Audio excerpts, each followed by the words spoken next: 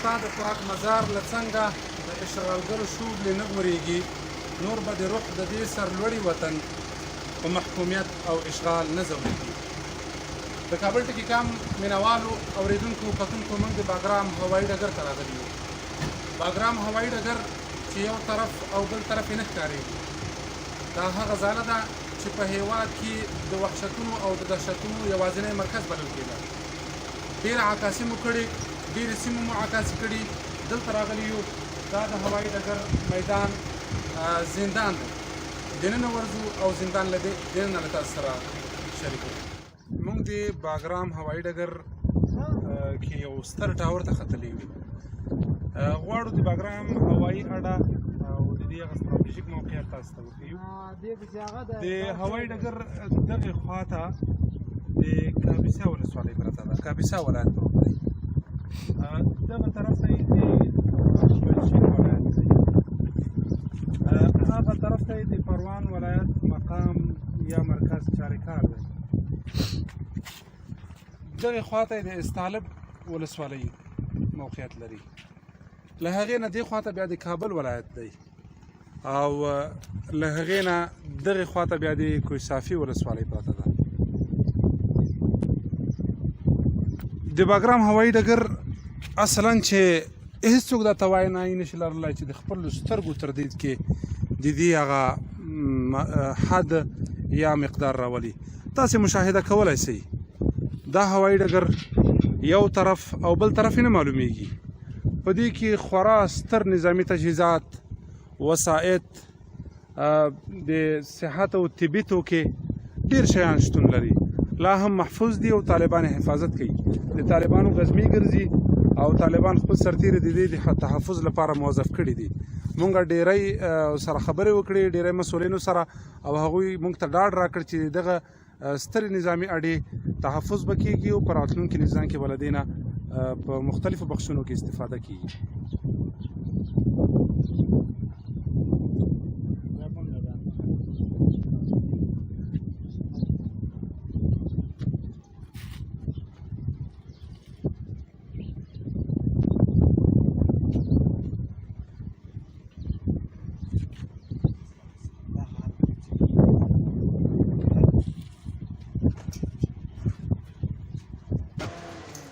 موږ د باګرام هوایي ډګر زندان ته راغلو. دا د باګرام هوایي ډګر زندان دی. کوشش کوو تر ډېره پورې چې د دې سیمې ځایي مجاهدین له تاسو سره وغږوو تر څو د زندان معرفت له تاسو سره وکړي. موږ ته مخکې ملګرو ویلې چې دا د ډوډۍ د انتظام خونه ده. دلته به ډوډۍ پخول کېده او هېچا جرأت د دې نه درلود چې دې ځای ته راسي. تاسو مهرباني وکړئ خپل ځان معرفي کړئ او دغه ځای چې موږ او تاسو زندان ته راغلو، را دننه سولو، د دغه ځای معرفت ملګرو سره. اعوذ بالله من الشیطان الرجیم، بسم الله الرحمن الرحیم. زما نوم ډاکټر عمران، مشهور په ماما یم. ډاکټر ماما، زه د شمال د زون د شمال ولایتونو د صحت مسؤل یم. دلته زه راغلی یم د زندان د کلینیک نه لیدنه کوم. د دې زندان د کلینیک چې څومره مواد دي، د څومره تجهیزات دي پکې، د هغو نه بررسي کوم. نو د دې په مقصد دلته راغلی یم. د دې په منځ کې موږ د تعذیب د خونو نه هم لیدنه وکړه. د بعضو ملګرو نه مو پوښتنه وکړه چې دا خونې دي څه شي خونې دي. هغوی یې راته وویل دلته زموږ یو ملګری دی، دلته 3 کاله بندي و. هغه راته کیسه وکوله چې دا هغه ځای ده چې دلته به خوراکي مواد پخې کېدل، بیا به موږ ته راوړل کېدل. دلته به بندي ګرځېدلی نه شو، چا جرأت نه درلود چې دلته راسي. هلته به په ویلچیر کې کېناسته، هلته به ولچک زولانه کېده، وروسته به بیا راوړل کېده، په موټر کې به کېنول کېده، د مخصوص موټرو کې وړاندې کلینیک خواته ورته. ډاکټر صاحب، تاسو سره د روغتون په ارتباط هم خبرې کوو، هغه به بیا وروسته خبرې وکړو. اوس کوشش کوو چې دغه د تعذیب خونه خلکو ته وړاندې کړو، خلکو ته یې وښیو. مخکې ځو، مخکې بندیان مخکې ساتل کېدل. هو، بندیان وړاندې ساتل. دا د بندیانو کالي دي چې وروسته له تهذیب نه، د فرعونیانو له تهذیب نه راوتي او خپل لباسونه یې کاږلي دي او آزاده شوي دي. خپل لباس دوی هغه د بندیخانې لباس یې غورځولی ده. دوی لپاره یو مشخص لباس انتخاب سوی.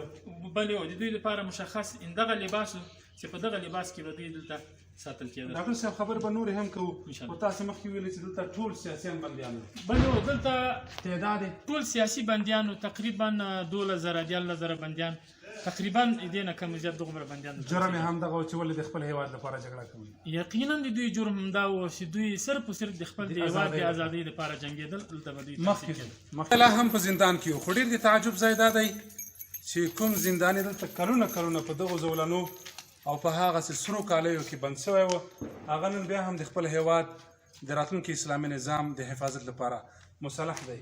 د سره خبرې کوو. دا څه شی و؟ دا زولنې دي او دا زنځیرونه دي. دا به چې موږ به یې راوایستو او اچا کې به راته واچولې دا زنځیر به یې د ملا نه راته تاړه بس بیا به دلته لاسونه راته وتاړو اچاک به یې غوږو ته به یې راته ګوشکي واچولې سترګو ته به یې څه شی ونه وي او پښو ته به یې زولنې راته واچولې او دغو زولنو کې موږ کلونه تېرول او دا زموږ لپاره د افتخار ځای و. دغه د تعذیب چې تاسو ته په دغو زنځیرونو باندې او په هغسې سرو کالیو کې تعذیب درکول کېده چا چې تعذیب درکاو دا خلک یو خارجیان وو داخلیان هم ورسره موجود داخلیان وو یعنې دوی صرف د امر تابع وو چې باید ویې وهه او ویې ټکوه دوی د امر تابع وو بس د پاسه ورته کول او ورکول. مخکې ځو نورې سیمې هم هغه راغلو جزایي بلاک ته دلته هم هماغه بندي را سره دی له ده نه غواړو چې واورو دا څه شی دی؟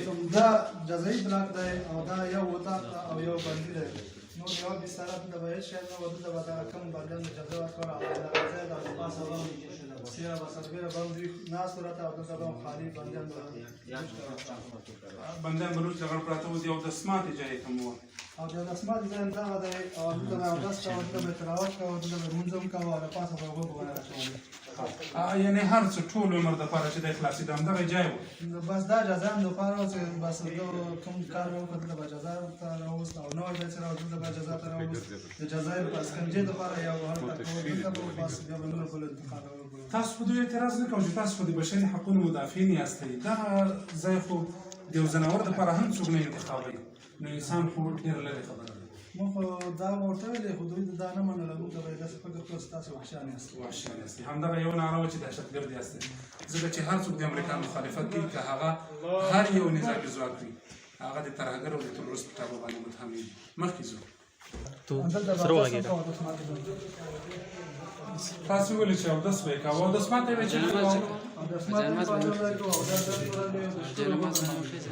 ټول اوبه هم همدلته اودس هم دلته اودس ماته هم دلته ټول همدلته و اجرا اجازه نه وه درته. مخکې ځو د بشر ترحم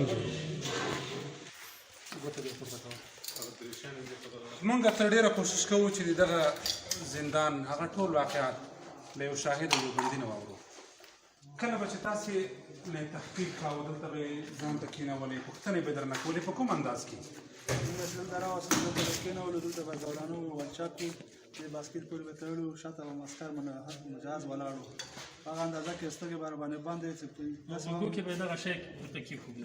دا د څه لپاره؟ دا د دې لپاره چې پوه نه شي چې دا کوم ځای ده چې پوه نه شي چې دلته شاوخوا څه شي د کوم ځای ده د تیارې دلته کته پورته کېږي دلته موټر کته پورته کېږي د دغه نه پوه نه شي آګاهي پیدا نه کړي د بیرون احوالاتو نه. یعنې نور هېڅ هم نه و انسان به یې هم بدني شکنجه کاوه او هم ذهني او هم روحي. یقینا مخکې ځو دا هغه بلاک دی دا لاسپیکر نه دی دا کنډیشن دی. مخکې ځو دلته دا هغه بلاک دی چې په دې کې د طالبانو د مذاکراتي ټیم غړی انس حقاني هم بندي و. زو همغې خونې ته ورځو چې هلته انس حقاني پروت و او کلونه زندان تېر کړی و.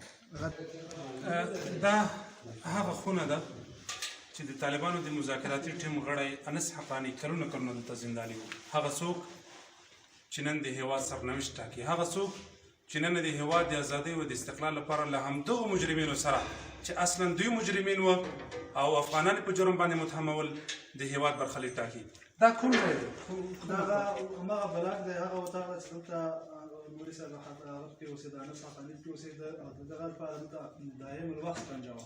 شکنجه وه د دې لپاره همیش شکنجه وه دلته هېڅ اجازه سات نه وه چې دلته څوک راشي. په داسې حال کې چې دوی خو تر ډېره دغه دعوه کوي چې ګویا په زندانونو کې د انسانانو دپاره کم از کم هغه انساني حقوق مراعات کړي دي چې مونږ وینو تر ډېره چې مونږ ځورېږو هغه له دې ځورېږو چې انسان یو مسلمان هغه لمونځ هم کوي اودس هم کوي او په همدغه ځای کې کوي هغلته اودس ماته هم کوي یوه خونه ده یعنې خپله په دې بلاک کې هم تر دې حده پورې ازادي نه وه چې انسان بیرون ووځي دروازې بندې پاسه خوا بنده څلورو خوا دیوالونه بند هېڅ کړکۍ دا ځای نه لري نه دلته هېڅوک چاته اجازه نه ورکوي اجازه نه وه چې راشي دلته نه چاته اجازه نه ورته خبرې وکړي او چاته اجازه نه ورته یو ځای نه وخوځي ډېره مننه ډېره مننه محترمه دا داسې وه چې کله به یو بندي دلته واچول شو چې کله به یو بندي دلته د تحصیل دپاره واچول شو وروسته به دغه دروازه د په مخ باندې وتړل شوه دا دروازه به چې کله وتړل شوه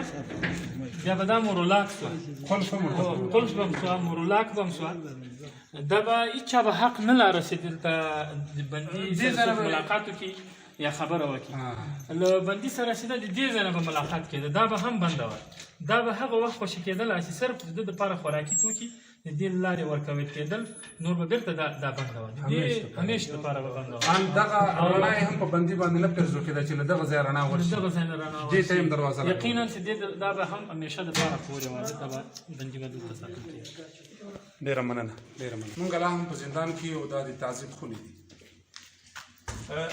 دغه ځای چې شکېدلی دی دا په هغه وخت کې شکېدلی چې کله عسکر پوه شول البته بندیان چې کله پوه شول چې عسکر وتلي دي دوی کوشش وکړه هڅه یې وکړه چې له دغې لارې راووځي دا ځای شکولی دی راوتلي دي دلته اوس هم وینې پرتې دي مونږ د دغو وینو په ارتباطه او د دغه ځای په شکېدلو په ارتباط باندې غږېږو له محترم مولوي صاحب سره مولوي صاحب دغه وینې ولې پرتې دي مولوي صاحب محترمه دا کله چې موږ دلته راغلو د دې ځایونو چې د زخمیانو انتقال کول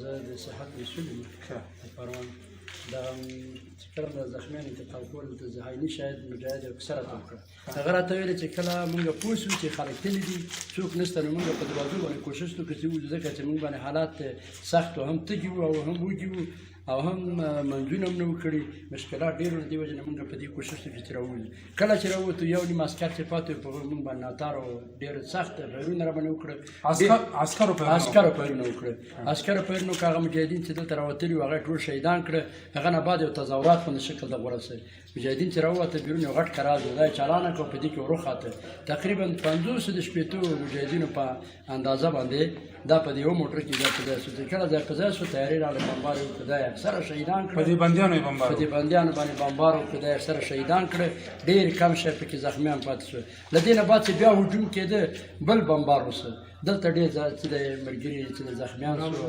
شهیدان شو الله چې دلته راوړو حالات یې ولیدل مولوي صاحب چې بلکل د کټونو غوښې پرتې وې اخوا دېخوا پارچه مجاهدین پراته وو د چا بوټ د پښې سره بېل و د چا چې د سر نسته دی د چا لاسونه نسته دي په یو ډېر سخت حالاتو کې 15 کسان موږ په دغه لاسو باندې جګ کړه او موټر ته مو واچول په یو غټ کراچ کې یوړو پروان صحت د عمومي شفخانې ته هلته بیا چې د چا وارث پیدا شو څوک هم په خالصوي کې د استجمې هغه خلک وایي چې صحرایي محکمه یا د طالبانو صحرایي محکمه مونږ البته نوم اورېدلی و تر یو حده پورې د طالبانو شرعي محاکم مو هم لیدلي وه خو هغو شرعي محاکمو ته دلته صحرایي محاکم ویل کېدل دا اول ځل نه بلکې له دې نه وړاندې به هم ډېر خلک د داسې قصو شاهدان وي چې له هوا کنټرولېدونکې محکمه یعنې بندیان د هوا د بمبار پر مټ شهیدانونکي او وژونکې محکمه دا محکمه هم په دې ځای کې تاسې لیدلی سئ دغه اسناد دي هېڅوک د اسنادو خبرې نشي کولی دلته وینه پرته ده لاندې دغه ځای ټول په وینو باندې سور دی له دې نه وړاندې دلته اوس ملګري وایي چې یو کانټرنر نه وینه راوځي ممکن هلته هم ځینې بندیان شهیدان شوي وي ممکن هلته ځینې بندیانو لا هم غوښې پرتې وي خو دا عیني شاهد چې تاسو ته یې وویلې چې د بمبار پر مټ 50 طالبان یا 50 اسیران شهیدان شول لا یې هم دلته ټوټې ټوټې غوښې ممکن په ځینو ځایونو کې پرتې وي موږ لا هم په زندان کې یو او دلته اوس طالبانو یو څوک راوست چې دلته په ځینو بلاکونو کې اشپز په توګه باندې دنده اجرا کړې او اشپز پاتې سوی له ده سره غږېږو مولوي صاحب ورسره خبرې وکړي چې دا حالت څه رقم وه طالبان پر څه رقم انداز کې ووتل طالبان په څه رقم انداز کې دلته وویشتل سول څه رقم تعذیبېدل مولوی صاحب تاسو سره خبرې وکړي پوښتنه ابتدا وکړي. برادر محترم مولوی صاحب سوال میکنه که در اینجا کدام بندیایی که اینجا وجود داشتن چگونه اینجا تعذیب میشد، چگونه نگهداری میشد و چگونه این بندیا در اینجا توسط طیاره یا توسط بمبارد شد در وقتی آخر و چگونه از اینجا فرار کردن بیرون برآمدن. برآمدن اینا این بود که تا وقتی که جو نیروی دولتی بود کسی تا هنوز نبرآمده بود او نگهداریشون خوب بود، کسی مثلا اذیت و آزارشون نمیکرد، نانوشون بود، فوق‌العاده بود. چیزی که میخواستن در تعاون مثلا کسایی که اینجا مسئول بودن میدادن برشون. اما بعد از اینکه نیروهای امنیتی برآمدن که ما تقریبا در دروازه 3 بودیم که گفتن انداخت شد طیاره بمبار کرد و در وقت ما دیگه داخل نیومدیم چون که ما را اجازه ندادن که بیاییم. با وجود از اون که ما اونجا بودیم انداخت شدن و پس گرفتیم اینجا یک چند تا مسئله بود که نمیفهمم که اونا مسئول بودن یا غیر مسئول بودن که ما را اجازه ندادن. اگر نه در اون وقت ما میتونستیم که یک کمک برای از اینا بکنیم که قدر اذیت نشد. شما پیشتر عرض کردین که یکی از اکثر زندان‌ها را ما دیدیم کسی اینجا موجود نبود و یکی از زندان‌ها هنوز هم دروازه از او بسته است. امکان داره در اوجا کدام بندی ضعیف مانده باشد چون از بالای کلکین یک چادر اویزان است توسط اونمو چادر اینا خود از اینجا بیرون کشیده. اونو زندان در کدام موقعیت است؟ آیا او را به ما نشان داده میتونیم که ما ببینیم؟ ولی او را خو ما هم خود رفتیم زحمت خود کم میبینیم باز هم اگر شما میخواین باز هم میبینیم چون که اگر مثلا یک نفر که اینجا داره دیگه امکان نداره که 2 نفر باشه. باز هم که شما میخواین باز هم حاضر هستیم که قطعتان همکاری کنیم. شما گفتین دروازه از هنوز هم بسته است. دروازهش خو بسته است هم از کلکین پایان درست. موږ د امنیت تعظیم خونې یا هم دلته چې بندیان پاتې کېدل هغه ځای ته راغلي یو. دلته تاسو ویلي چې د بندیانو بسترې لا هم پرتې دي. د بندیانو د لمونځ او د عبادت لپاره جاینمازونه لا هم پراته دي. هغلته د مریضو بندیانو لپاره ورکول شوي دواګانې هم پرتې دي. یوازې دا نه بلکې تاسو په دیوالونو باندې د بندیانو د لاس یادګارونه هم لیدلی شي. هر بندي د خپل ځان او د خپل لاس یو یادګار دلته پرېښی دی. ممکن دا بندیانو به دغه تصور کړی و چې په یو وخت کې به د دې له ځایه له دغه ځایه د دوی جنازه او یا هم روغ جسد وځي یا به هم له دغه ځایه ژوندی وځي. خو دا تصور هیچا هم نشو کولی چې یو وخت به داسې راځي چې د بشریت د کاذبو دعوادارانو دغه تعذیب خونه او دغه ځای چې دلته لسګونه زندانیان په همدغه خاطر ساتل کېدل چې ګویا دا د ازادۍ او د استقلال داعیان دي. دغه ځای به د افغانانو په لاس دړې وړې کېږي او یو وخت به وي چې ازاد ژورنالستان به راځي له دغو ځایونو نه او له دغو تعذیب خونو نه به فلمونه ډکوي او دې ته به د مظلومیت اوښکې تویوي. دا هغه ځای ده چې دلته لسګونه زندانیان تاسې دغه ځای مشاهده کولی شئ. چپلکې پرتې دي، د خوراک لوښي پراته دي، بسترې پرتې دي، پیالې پرتې دي او تر ټولو دردونکی دا چې په دیوالونو باندې تاسې د دوی د لاسونو یادګارونه لیدلی شي.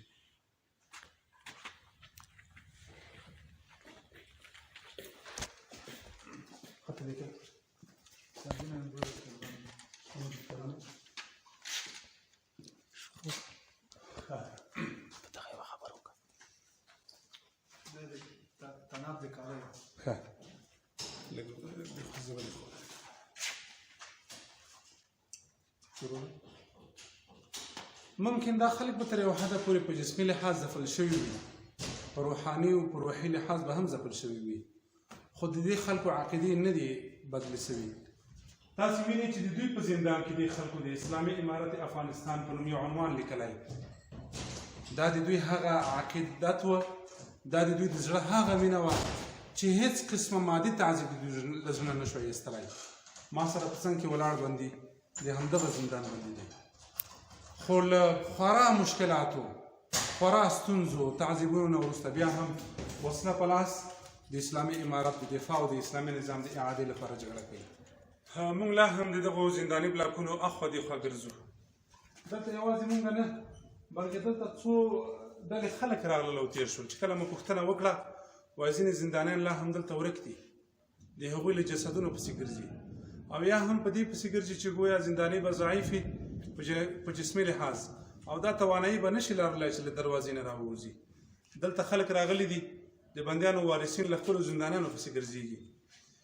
مونږ د پروان ولایت له والي سره لږ مخکې مصاحبه درلوده. هغه وویلې چې څو زندانان 2 یا 3 ورځې وړاندې مخکې 2 ورځې وړاندې دلته مونږ له دې زندان له ځینو تعذیبخونو نه وایستل. هغوی ډېر ضعیف شوي وو، دا توانایي نه درلودله چې په خپل جسمي طاقت باندې له دې دروازې نه ووځي. دلته لا هم خلک ګرځي او د خپلو زندانیانو په لټون غواړي، د خپل زندانیانو په لټون پسې ګرځي. ممکن مور، پلار او نور اقربا او دوستان د هغوی زړونه به دا تسل نشي کولی او دا باور به نشي کولی چې ګویا دوی له خپل بچي نه، له خپل قریبي دوست نه خپل زړه صبر کړي. دلته خلک راغلي دي د خپلو زندانیانو هغه جسدونه ګوري. دا د بشریت د دعوادارانو تر ټولو هغه ستر درس دی. مونږ لا هم په باګرام کې یو. دلته د پروان ولایت لپاره د اسلامي امارت د سیاحت مسؤل راسره ولاړ دی، به ځان معرفي کړي او له هغې نه وروسته بیا د طبي توکو په اړه باندې سره خبرې کوو. مولوي صاحب سلام علیکم. وعلیکم السلام ورحمۃ اللہ وبرکاتہ. کارتون په اورېدونکو کې خپل ځان معرفي کړي. مولوي محمد نادر تقاني د پروان ولایت نماینده. مولوي صاحب دلته د بهرنیو ځواکونو د داخلیانو مونږ ولیدې ځینې روغتونونه او شفاخانې وي، هلته هم ورغلو ماشینونه پکې پراته وو، ځینې طبي توکي او آلې هم وي. د دغه د انتقال لپاره یا چې کومې تخریب شوي دي، تاسو کومه پروسه او کوم شی فلحال په لاره لرئ که په آینده کې به دې دپاره کار کوئ؟ مولوي صاحب محترم، دلته اول چې کله فتح راغله، زه د فتح په اوایلو کې تقریبا په 2مه ورځ باندې د ټولو روغتونونو باندې کېدلی او باګرام روغتون ته هم راغلی. نو دا یو لوی روغتون دی او دې نه موږ لیدنه وکړه. دلته دوايانې شتون لري؟ تاسو وکتلې دوا شته ده، درمل شته دي؟ یوه خبره به زه درته وکړم، دوا هم شته دی په سطح د جهان باندې دلته یعنې وسایل او ماشین الات دلته موجود. دغه ماشین الات تاسو څوک تاسو کارپوهان ورته راوستلي دي، دا جوړ دي او که نه لا هم کوم کار مو نه دی شروع کړی؟ ځکه د تاسو په اصطلاح باندې د فتح اوایل د فتح اوایل دي جناب محترم، او ما د ځان سره همیشه دپاره دا کاران راوستلي دي چې د دغو ماشین الاتو کتنه یې کړې دی او تقریبا چې کوم ډاکټران ما ځان سره اوسېږي چې دا زموږ د سویې نمبره ماشین دی، یعنې هغوی هم نه ورباندې کوي؟ هغوی تقریبا ورباندې نه پوهېږي، کم وسایل چې تطبیق کوي. نو ممکن په آینده کې به داسې څوک پیدا کړو، داسې څوک به پیدا کړی چې خلک ورباندې وپوهېږي. کم از کم تاسې د تحفظ لپاره، د حفاظت لپاره دلته د مجاهدینو ګزمې ګرځي، څوک خو به عام خلک یې څو چپاول شوقیان هغوی خو به لاس نه ورته رسېږي. محترمه، اوس فلحال د پروان ولایت ولایتي مسؤول او د پروان ولایت د صحت د نظامي کمیسیون هغوی دلته خلک موظف کړي دي، د باګرام ټوله ساتنه کوي. په دې ساتنه کې دا روغتون هم راځي. زه به یوه خبره تاسو ته یادواري کوم چې نن د کابل نه بېګا ناوخته زمونږ د وزارت د صحت عامې نه هیئت راغلی دی او د سمت شمال ټولو حلقې کمیسیون هیئت دی چې دوی همداسې ځي. نو اولنی نمبر کې زمونږ ولایت پروان و، د دې نه دویم نمبر کې چې د بامیان دی، د دې نه دوی نن لیدنه وکړه او بیا ما سره وعده وکړه چې موږ به جلیه کړو، داسې یو هیئت تعین کړو چې هغه د دوایانې وباسي، تاریخ یې تېر نیسي او د ماشین الاتو دپاره یو ترتیب او تنظیم جوړوي. ډېره مننه مولوي صاحب، دوی ټولو غوښتنه همدغه ده، د ملت غوښتنه هم همدغه ده. تاسو اوس نظام راغی، په آینده کې به یو نظام چلوئ، د دغو شیانو تحفظ باید وشي. په آینده کې موږ تاسو ته په کار باندې راځي، هسې نه چې د څو چپاول خلکو لاس ته ورشي او هغوی غلطه استفاده ترې وکړي یا خراب کړي یا له دې ځای نه وباسي. د تحفظ لپاره تاسو ژمنتیا لرئ؟ بله جناب محترم، موږ دلته تقریبا دا کوم محافظین چې په دروازه کې ولاړ دي، د دوی سره ما په کراتو مراتو لیدلي دي او ورته ویلي دي چې د دې شیانو به ډېر قوي حفاظت کوئ تر څو چې موږ د صحي پرسونل سره خپله خبره شریکه کړو او انشاءالله موږ دې ته متعهد یو چې د خپل د صحت چې کوم وسایل دي هغه به موږ ټول چې څنګه د موږ په لاس راغلي په هغه رقم به ساتو، تر څو چې موږ خپل وزارت د دې نه چې د ساتنه وکړي، هر ترتیب ورته جوړوي، که ډاکټران ورته رالېږي، که انتقال ورکړي، تر هغه وخته پورې موږ خپله د دې ساتنه کوو. ډېره مننه.